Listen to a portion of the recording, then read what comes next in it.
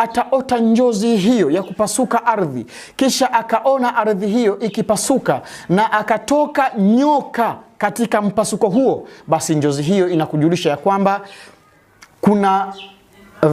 kuna adhabu itakuja kuwafikieni enyi wakazi wa mji huo au wakazi wa ardhi hiyo. Jihadharini sana na balaa hilo linalokuja kutokelezea.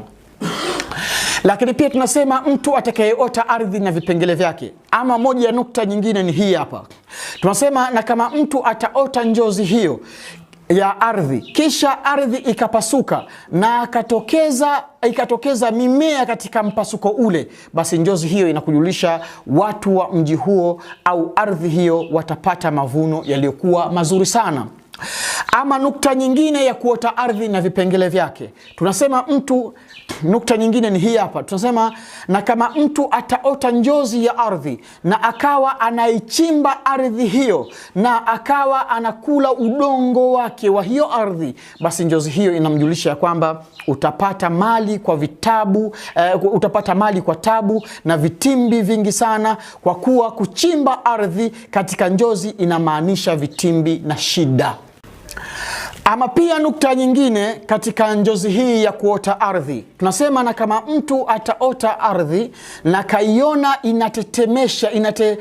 inaotesha mimea na akawa anadhania kuwa mimea hiyo ataimiliki na akawa anaifurahikia, basi tambua njozi hiyo inakujulisha haya yafuatayo. Tunasema kwamba ni kama anavyosema Allah tabaraka wa taala katika suratul An'am aya ya 44 kwamba hatta idha farihu bima utu akhadhnahum baghtata, wanasema mpaka wakawa wanafurahi kwa yale ambayo tuliowapa na tukawachukua kwa ghafla. Sasa maana ya njozi hiyo iko katika hali za namna hiyo. Kwa tunasema nukta nyingine, na kama mtu ataota ardhi na akakimbia, huku akikimbia kwa kutumia mikono yake, basi njozi hiyo inamjulisha ya kwamba atapata ufalme au atapata uongozi.